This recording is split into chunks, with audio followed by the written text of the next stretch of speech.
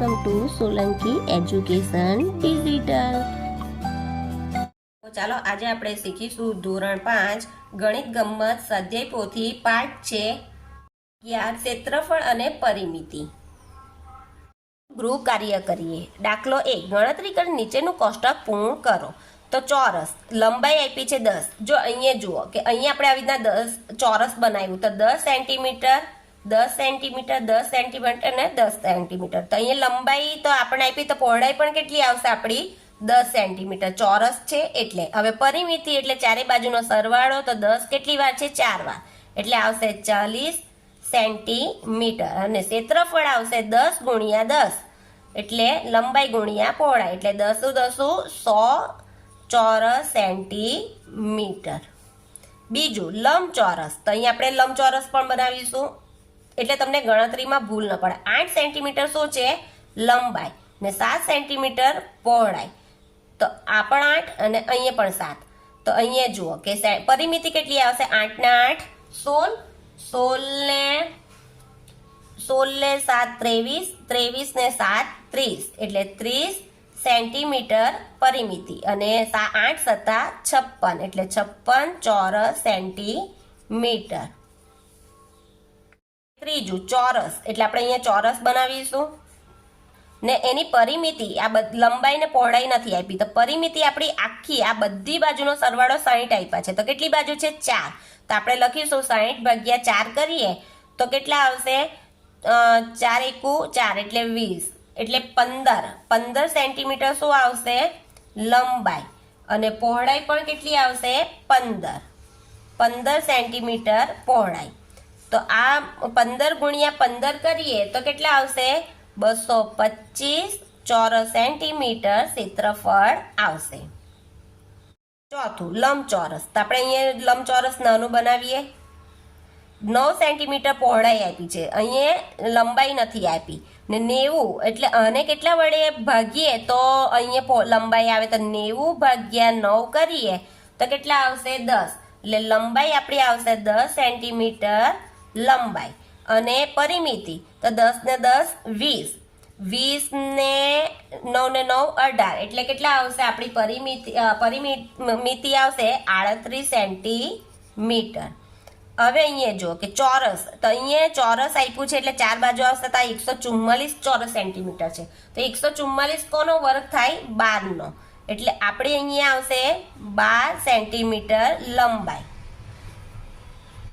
12 centimetre આ 24 છે તો આ 12 હોય તો બધી બાજુનો સરવાળો એ થશે પરિમિતિ એટલે ચોરસ છે એટલે ચારે બાજુનો સરવાળો પણ કેટલો આવશે 12 જ આવશે એટલે પહોળાઈ પણ કેટલી આવશે 12 સેન્ટીમીટર અને 12 ગુણ્યા આપણે ચાર બાજુનો સરવાળો છે એટલે 12 ચોક 48 સેન્ટીમીટર પરિમિતિ।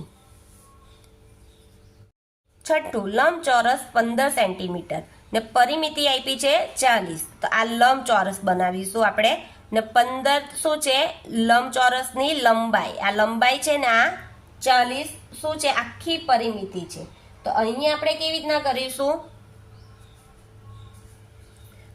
પરિમિતિ બરાબર લંબાઈ વત્તા પહોળાઈ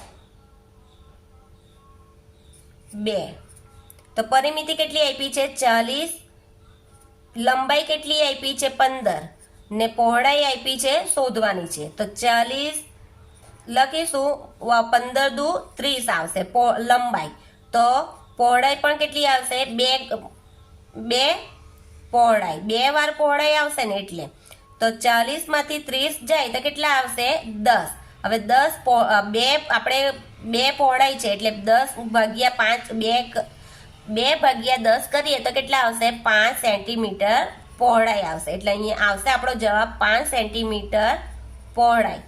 પરિમિતિ આપી છે હવે 15 પંચા 75 ચોરસ સેન્ટીમીટર। દાખલો બીજો નીચે આપેલી આકૃતિ પરથી પ્રશ્નનો જવાબ આપો। એક ખાનાનું ક્ષેત્રફળ 1 ચોરસ મીટર છે આના પરથી આપણે જવાબ લખીશું। મેદાન ABCDનું ક્ષેત્રફળ કેટલું થાય તો હવે અહીંયા લખીશું મેદાન ABCDનું ક્ષેત્રફળ કેટલું આવ્યું તો અહીંયા લખીશું ABCD નું ક્ષેત્રફળ બરાબર લંબાઈ ગુણ્યા પહોળાઈ. તો લંબાઈ આપણી કેટલી આવી છે? આપણી 7 સેન્ટીમીટર અને પહોળાઈ 5 સેન્ટીમીટર. માં લખીશું 7 સેન્ટીમીટર લંબાઈ અને 5 સેન્ટીમીટર પહોળાઈ એટલે કેટલા આવ્યા? 35 ચોરસ સેન્ટીમીટર. હવે બીજું ભાગ EFGH નું ક્ષેત્રફળ શોધો. EFG ને H નું ક્ષેત્રફળ તો જો 1 2 3 4 5 એટલે 5 લંબાઈ ને પહોળાઈ 1 2 3 તો 3 પહોળાઈ. લખીશું EFGH નું ક્ષેત્રફળ બરાબર લંબાઈ ગુણ્યા પહોળાઈ. તો લંબાઈ આપણી કેટલી છે? 5 અને 3 પહોળાઈ એટલે 5 તાલી 15 ચોરસ સેન્ટીમીટર આવશે. તો ત્રીજું રસ્તાનું ક્ષેત્રફળ કેટલું થાય? ત્રીજાનો રસ્તાનું ક્ષેત્રફળ તો આપણે પહેલા લખવાનું ABCD નું ક્ષેત્રફળમાંથી આપણે EFGH નું ક્ષેત્રફળ બાદ કરવાનું છે. તો ABCD નું ક્ષેત્રફળ આપણું કેટલું આવ્યું છે? 35 ચોરસ સેન્ટીમીટર અને EFG નું આવ્યું છે 15 એટલે કેટલા આવ્યું? 20 ચોરસ સેન્ટીમીટર રસ્તાનું ક્ષેત્રફળ થશે. ત્રીજું, નીચે આપેલી આકૃતિઓની પરિમિતિ શોધો. તો અહીંયા પરિમિતિ આ 1 છે તો અહીંયા પણ 1 આવશે, આ પણ 1 અને આ પણ 1 એટલે 1 ને 1 2 3 ને 4 એટલે આ 4 આ 1 આ 1 આ 1 ને આ 1 એટલે આ પણ 4 1 1 1 ને 1 એટલે આ પણ 4 એટલે પરિમિતિ એટલે બધી બાજુનો સરવાળો એટલે 4 ને 4 8 8 ને 4 12 એટલે 12 સેન્ટીમીટર થશે. જાણો કે 3 સેન્ટીમીટર આ રીતે આકૃતિ આપી એના પરથી તો આ 3 સેન્ટીમીટર હોય તો અહીંયા પણ 3 સેન્ટીમીટર આવે, આ 1 સેન્ટીમીટર તો અહીંયા પણ 1 સેન્ટીમીટર, પછી આ 1.5 છે તો અહીંયા પણ 1.5 સેન્ટીમીટર ને આ 3 સેન્ટીમીટર તો અહીંયા પણ 3 સેન્ટીમીટર. હવે બધાની ગણતરી કરીશું તો આપણે 1 3 1 3 પછી અહીંયા પણ 3 છે, આ 1.5 5 1.5 આ બધાનો સરવાળો કરીશું તો આપણો જવાબ આવશે. જો 1.5 નો પહેલા સરવાળો કરી દો તો 5 ને 5 10 1 2 ને 3 એટલે આખી કેટલી આવશે? આ બે ની બાજુની આવશે 3 સેન્ટીમીટર એટલે આ બધાની અંદર આપણે ઉમેરીએ તો સરવાળો આપણે આવશે 17 સેન્ટીમીટર. દાખલો ચોથો, નીચે આપેલી આકૃતિમાં આચ્છાદિત ભાગનું ક્ષેત્રફળ શોધો. તો જો આખું બોક્સ છે, આ આખું બોક્સ છે નીચે 5 સેન્ટીમીટર, અહીંયા 3 છે તો અહીંયા કેટલા ઘટશે? તો આપણે 5 માંથી 3 બાદ કરીએ તો અહીંયા આવશે 2 સેન્ટીમીટર.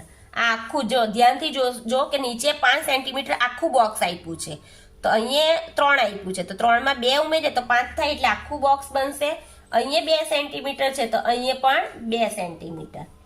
તો હવે આપણે એની ક્ષેત્રફળ લખીશું કે લંબાઈ કેટલી આપી છે? 2 સેન્ટીમીટર, પહોળાઈ આપી છે 2 સેન્ટીમીટર.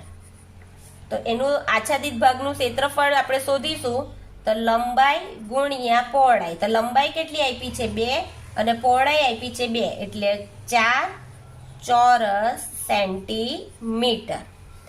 જો તમને આ વિડીયો ગમે તો મારા વિડીયોને લાઈક કરજો, શેર કરજો, સબસ્ક્રાઈબ કરજો. Thank you.